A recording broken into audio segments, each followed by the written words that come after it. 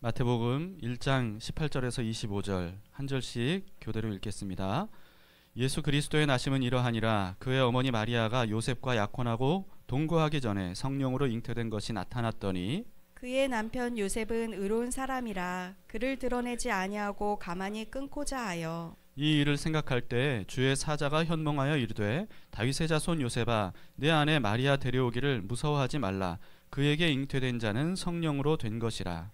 아들을 낳으리니 이름을 예수라 하라. 이는 그가 자기 백성을 그들의 죄에서 구원할 자이심이라 하니라. 이 모든 일이 된 것은 주께서 선지자로 하신 말씀을 이루려 하심이니 이르시되 보라, 처녀가 잉태하여 아들을 낳을 것이요 그의 이름은 임마누엘이라 하리라 하셨으니 이를 번역한즉 하나님이 우리와 함께 계시다 함이라. 요셉이 잠에서 깨어 일어나 주의 사자의 분부대로 행하여 그의 아내를 데려왔으나 아들을 낳기까지 동침하지 아니하더니 나음의 이름을 예수라 하니라. 아멘.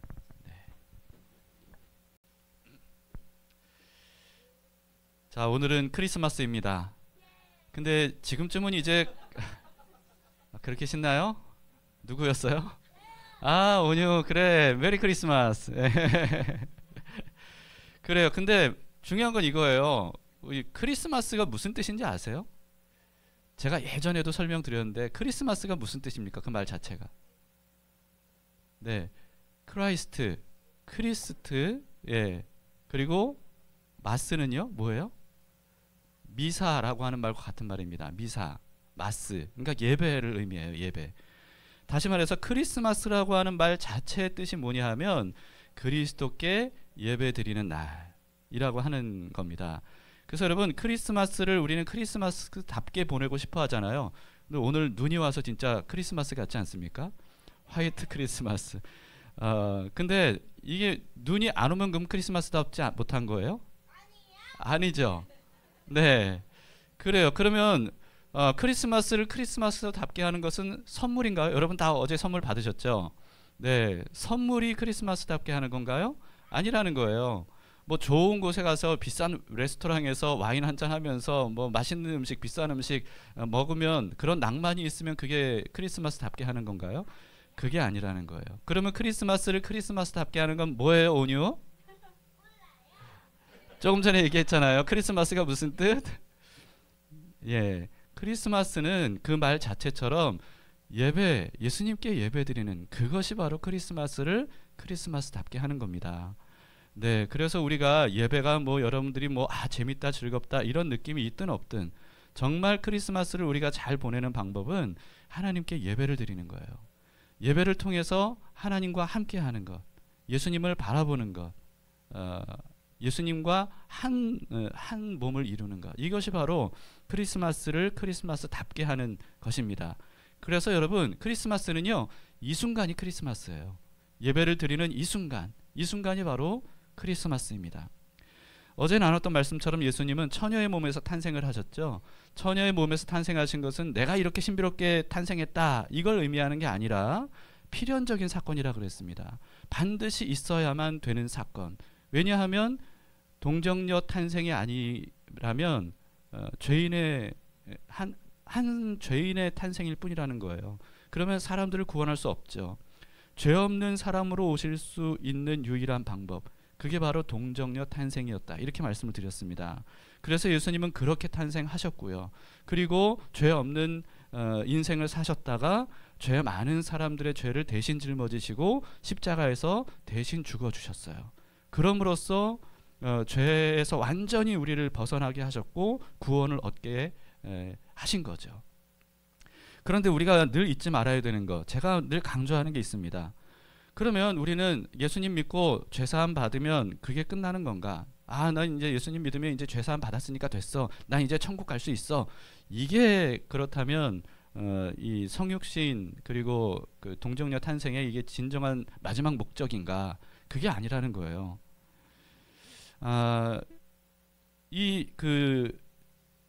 예수님께서 십자가에서 모든 죄를 짊어지시고 대신 죽으셔서 우리의 죄 문제를 완전히 해결해 주신 그 이유, 그 목적, 그게 따로 있다는 거죠. 자, 오늘 본문에 그 사실을 알려주고 있어요. 23절을 보세요. 같이 읽어봅시다. 시작.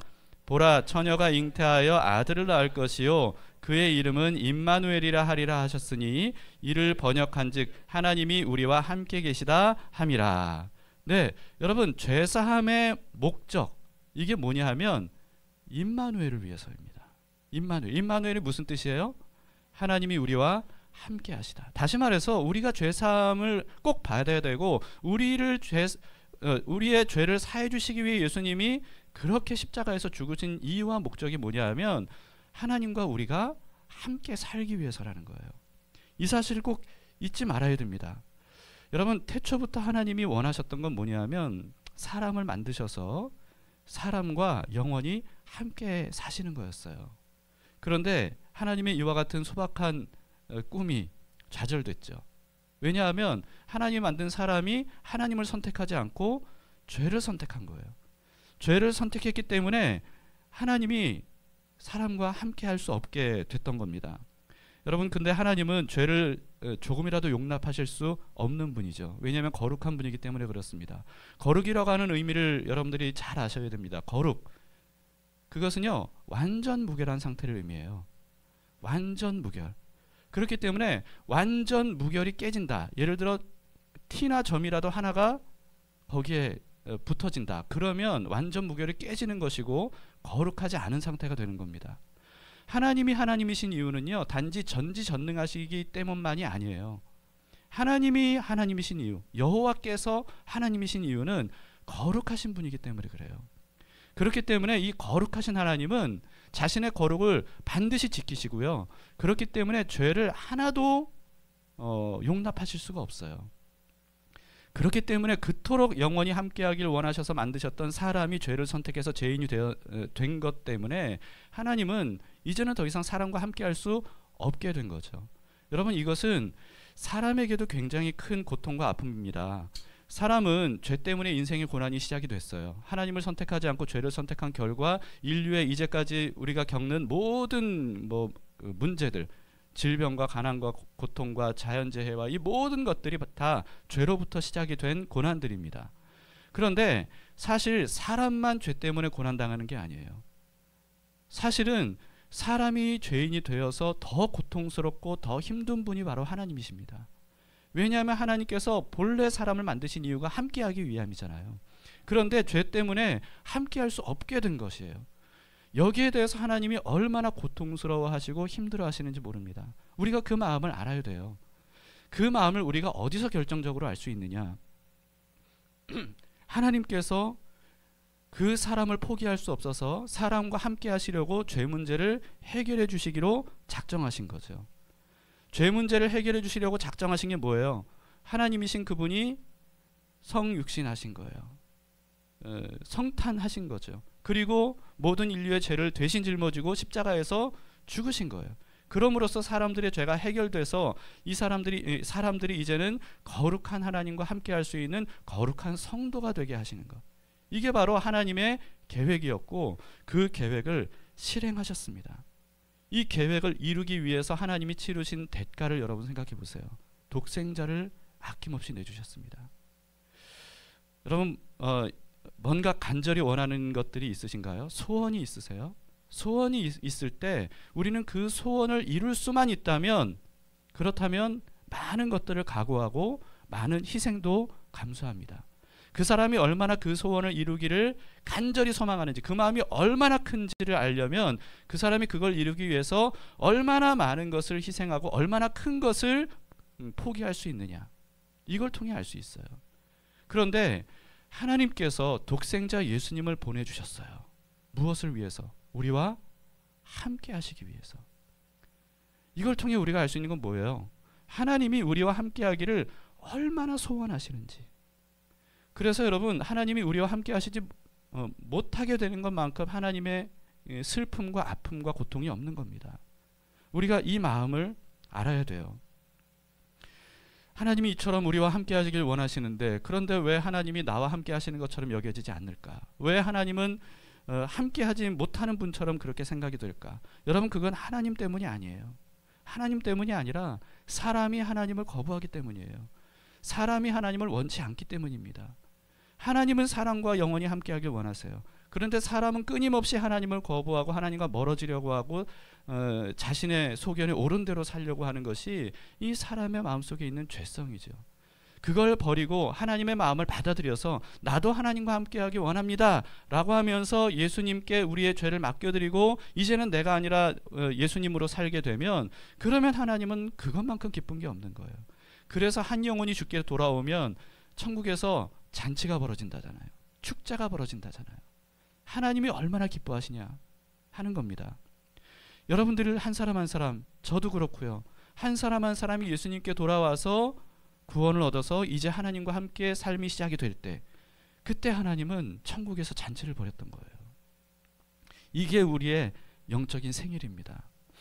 그래서 여러분, 예수님은 죄에 오염되지 않은 새로운 아담으로 탄생하셨고요, 그리고 죄인들의 죄를 완벽하게 해결하시기 위해서 십자가에서 대속 제물로 죽으셨어요. 그 결과 사람과 하나님 사이에 가로막혔던 죄의 담이 완전히 무너지게 된 겁니다. 그럼으로써 드디어 하나님과 사람이 영원히 함께 살 수 있는 길이 열리게 된 거죠. 누구든지 원하기만 하면, 원치 않아서 문제이지 누구든지 원하기만 하면 하나님과 함께 할 수 있습니다. 예수님을 믿기만 하면 함께 할 수 있습니다. 여러분, 여러분들이 예수님을 믿는 이유가 혹시 천국 가기 위한 것이라고 생각하신다면 이제 조금 생각을 바꾸셔야 돼요. 천국 가기 위한 것이다. 물론 뭐 예수님 믿으면 천국 가는 거 거짓말이라는 거냐? 아니에요. 예수님 믿으면 천국 갑니다. 그런데 천국이라고 하는 뭐 좋은 것들 많고 뭐 걱정 근심 없고 어떤 뭐 파라다이스 같은 그런 곳을 우리가 가는 것이 아니라, 천국에 간다는 것은 다른 말로 하면 하나님과 영원히 함께 사는 것이다 하는 거예요. 우리 아이들 5월 5일 이럴 때 이제 아이들 데리고 어디 주로 많이 가세요 요즘에? 그랬어요? 그랬구나. 근데 어디 가고 싶어요 그럼 온유는? 이 기회에 얘기를 해봐. 5월 5일 어린이날 어디 가고 싶어요? 평소에 너무 피곤한 삶을 사나 보네요 우리 온유가.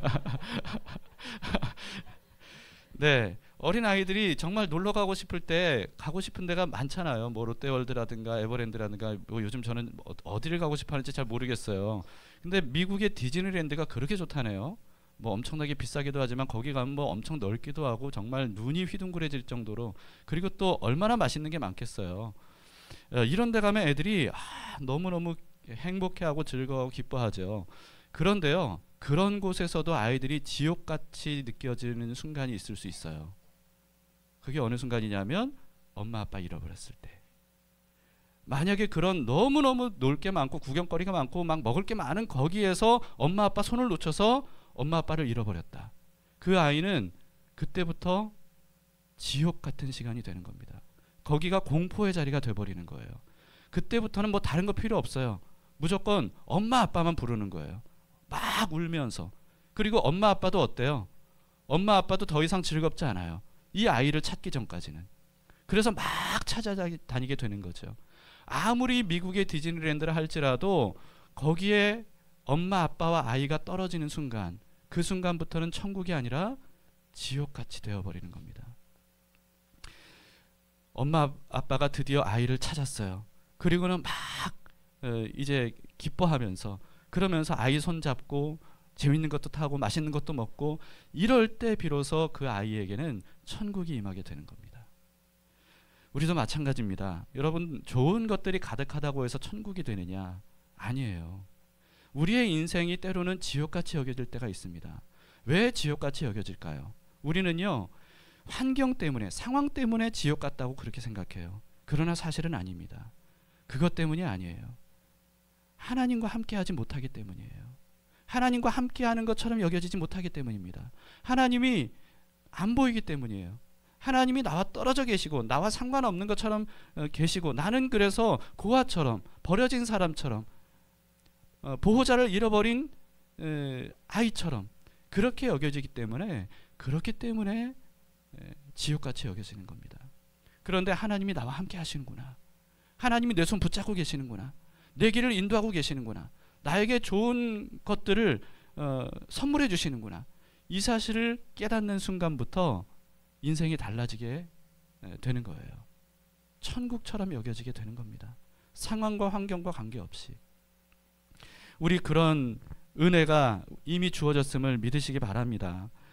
그래서 여러분 잊지 마세요. 처녀의 몸으로 예수님이 탄생하신 이유, 그것은 우리와 영원히 함께 하시기 위해서입니다. 그런데 예수님은 마리아의 가족과 이제 30년 동안 같이 이제 아들로서 그렇게 살다가 이제 3년 동안은 이스라엘 백성들과 함께 사셨죠. 그리고는 십자가에 달려 죽으시고 부활하셨어요. 그리고 하늘로 올라가셨습니다. 그러면 이제 더 이상 예수님은 우리와 함께 하시지 않는 거냐? 아니죠. 여러분, 예수님께서 승천하셨기 때문에, 하늘로 올라가셨기 때문에 우리와 더 깊이 함께 하시는 겁니다. 예수님이 임마누엘이라고 하는 이유는 뭐냐 하면 33년 동안 사람들과 함께 이 땅에서 살부딪히며 그렇게 사셨기 때문이 아니에요. 오히려 하늘로 올라가셨기 때문에 임마누엘이 되신 겁니다.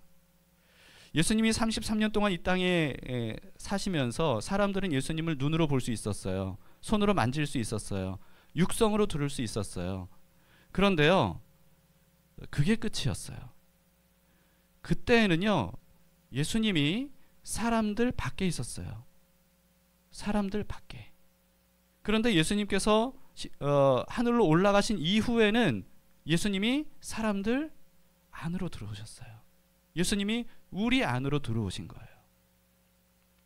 그래서 우리 안으로 들어오신 예수님이 바로 성령님입니다. 성령님의 또 다른 이름, 성령님의 또 다른 이름이 바로 그리스도의 영이에요. 로마서 8장 9절을 보세요.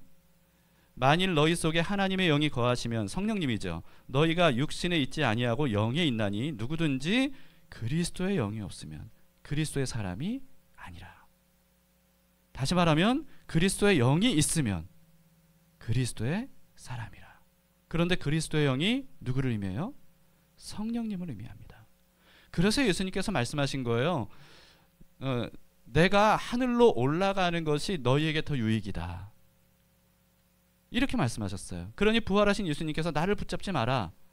나는 하늘로 올라가야 되고 내가 하늘로 올라가면 너희에게 더 큰 유익이 올 것이다. 그게 바로 그리스도의 영께서 오시는 것이고, 이제는 내 밖에 계신 예수님이 아니라 내 안에 계신 예수님으로 오신다는 거예요. 그래서 예수님이 임마누엘입니다.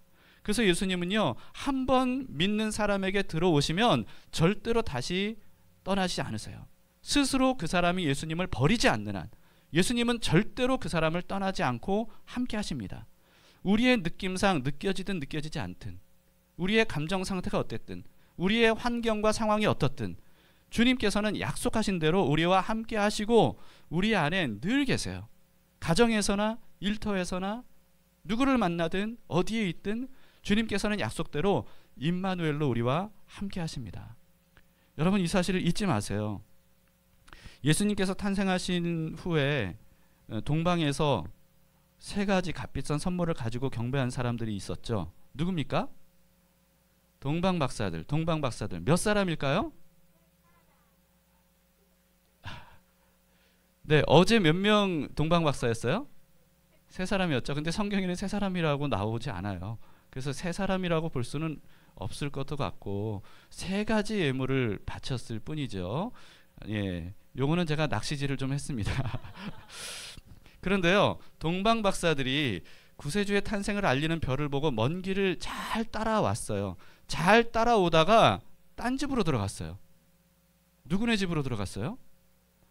헤롯 왕의 집으로 들어갔어요. 그 당시에 이스라엘을 다스리고 있었던 헤롯 왕의 집으로 들어갔어요. 왜 잘 따라오다가 동방박사들이 엉뚱한 집에 가서 구세주를 찾았을까요? 왜 헤롯 왕 집으로 갔을까요? 왜냐하면 만왕의 왕으로 탄생하신 분은 당연히 왕궁에서 탄생하셨을 것이다. 이렇게 생각을 한 거예요. 그냥 별만 보고 잘 따라오면 되는데 자신들의 생각대로 그렇게 해버린 거죠. 그래서 거기 가보니까 예수님이 안 계세요. 예수님이 어디 계신가? 다시 별을 따라가 보니까 베들레헴. 거기에 예수님이 탄생하셨던 거죠. 사람들의 일반적인 생각이 바로 이 동방박사들의 생각과 비슷합니다. 만왕의 왕이시라면 당연히 높은 사람들과 함께 하실 것이고 당연히 잘 나가는 사람들과 함께 하실 것이고 당연히 힘 있는 사람들과 함께 하실 것이라고 생각해요. 그러나 그것은 지극히 인간적인 생각입니다. 예수님은 그 왕궁이 아니라 작은 마을, 그것도 마국간 구유에 누이실 정도로 그렇게 낮고 천한 곳에 함께 하셨어요. 요즘 경제가 너무 어렵다고 참 난리가 났습니다. 코로나 때보다 더 힘든 것 같다. 뭐 이런 소상공인들의 정말 너무 힘든 시간들인데요. 경제적으로 뿐만 아니라 뭐 건강의 문제로도 이래저래 많이 힘들고 아픈 분들이 많이 있고요. 그리고 그 외에도 뭐 여러 가지 힘들고 어려운 일들이 참 많이 있는 것이 우리의 현실입니다. 우리 담길 교회도 얼마나 참 힘들고 어려운 분들이 많이 계시는지 몰라요. 그러다 보니까 우리는 이렇게 생각할 수 있어요. 이렇게 힘들고 고통스러운데 어떻게 크리스마스를 즐거워할 수 있을까? 어떻게 크리스마스를 즐거워할 수 있을까? 그런데 여러분, 사실은 우리가 크리스마스의 의미를 잘 알고 예수님에 대해 잘 안다면요, 어려운 상황이라서 크리스마스가 더 값진 겁니다. 어렵고 힘들기 때문에 크리스마스가 더 즐겁고 기뻐할 수 있는 일이 되는 거예요. 어려운 때일수록 크리스마스가 더 필요합니다. 예수님은 왜냐하면 부자를 위해 오시지 않았어요. 가난한 자들을 위해 오셨습니다. 의인을 부르러 오신 것이 아니고 죄인을 부르러 오셨어요. 근심 걱정 없는 사람들을 위해 오신 것이 아니고요. 예수님은 불안하고 두렵고 염려로 가득한 사람들을 위해 오셨습니다. 평안을 주기 위해 오셨어요. 그리고 예수님은 건강한 사람들을 위해서 오지 않으셨어요. 예수님은 말씀하셨어요. 의원은 병든 자에게 쓸모 있는 것처럼 나는 병든 자들을 위해 왔다 하셨습니다.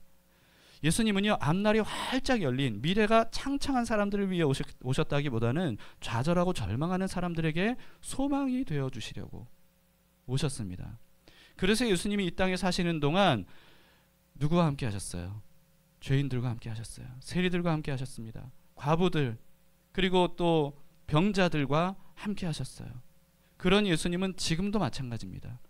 예수님이 어디 계신지 찾아가려면 우리는 낮고 천한 곳에 가면 거기서 예수님을 만날 수 있습니다. 예수님은 낮고 천하고 고통받는 사람들과 지금도 함께 하세요. 그렇기 때문에 여러분, 우리는 동방박사들처럼 예수님이 높은 데 계실 것이라고 생각하지 말아야 됩니다. 예수님은 힘없고 연약한 사람들과 함께 하시는 분이세요. 그래서 예수님이 뭐라고 말씀하셨냐면 어떤 사람이 복이 있다고 말씀하셨어요? 가난한 자가 복이 있다. 애통하는 자가 복이 있다. 줄이고 목마른 자가 복이 있다 말씀하셨어요. 전제가 이게 없으면 궤변입니다.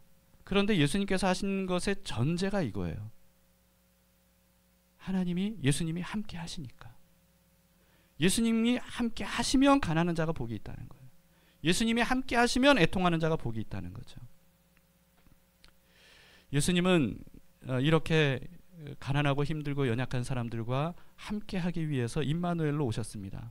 그리고 예수님은 어린아이와 함께 하려고 오셨어요. 예수님에게 어린아이들이 막 달려들 때 예수님이 뭐라고 말씀하셨냐면 어린아이들이 내게 오는 것을 막지 말라 이렇게 말씀하셨어요. 그러면서 뭐라고 말씀하셨냐면 천국이 바로 이와 같은 아이들의 것이다 이렇게 말씀하셨습니다. 힘들고 어렵고 외롭고 실패와 좌절이 있을 때 여러분, 우리는 임마누엘로 오신 예수님을 바라봐야 됩니다. 기억해야 됩니다. 그럴 때 예수님은 더 가까이 계시기 때문에 그래요. 부모가 언제 아이를 더 밀착 보호합니까? 언제? 아이가 아플 때, 아이가 힘겨운 일이 있을 때, 아이가 고통당하고 있을 때, 그때 부모는 더 아이를 밀착 보호합니다. 돌봅니다. 하나님이 그러시고 예수님이 그러세요. 그 사실을 믿으시고 여러분, 지금 힘들고 어렵고 고통스럽고 내 감정과 내 느낌은 바닥이라고 할지라도 좌절하고 절망하지 마세요. 주님은 지금 함께 하십니다. 지금 보살펴 주십니다. 가수 윤종신 씨의 노래 중에 그래도 크리스마스라고 하는 노래가 있더라고요. 여러분들 아시는지 모르겠는데 솔직히 저는 들어보지 못했는데 가사가 이런 가사예요. 일부만 불러드리면 참 힘들었죠. 올해 돌아보면 어쩜 그렇게도 그럴 수가 있는 건가요? 잘했어요. 참아내기 힘든 그 용서할 수 없는 걸 다 함께 외쳤던 그날들. 정말 젠틀했던, 강렬했던, 뭘 바라는지 또 뭘 잃었는지 우린 모두 알고 있죠. 하나하나 다시 해요. 지금 내 옆 거짓말 못하는 작은 꿈들로 사는 사람들, 그들과 건배해. 오늘은 그래도 크리스마스. 네, 현실이 너무 힘들고 어렵고 고통스럽지만 혼란스럽지만 그래도 크리스마스에는 주변에 사랑하는 사람들과 함께 즐겁게 보내자. 뭐 이런 메시지인 것 같습니다.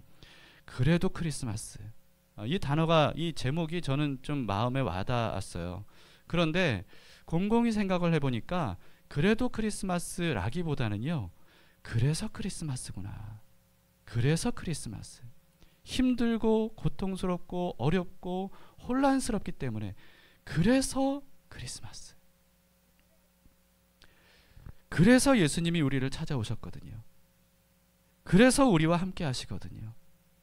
그 모든 고통과 아픔과 연약함으로부터 우리를 영원히 구원해 주시려고. 그래서 예수님이 우리에게 오신 겁니다. 여러분, 그래서 함께 서로 인사 나누십시다. 그래서 메리 크리스마스. 한번 서로 인사해 주세요.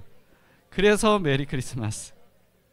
윤종신 씨 노래 가사에는 건배라는 가사가 있는데요. 우리는 건배가 아니라 성찬을 하겠습니다.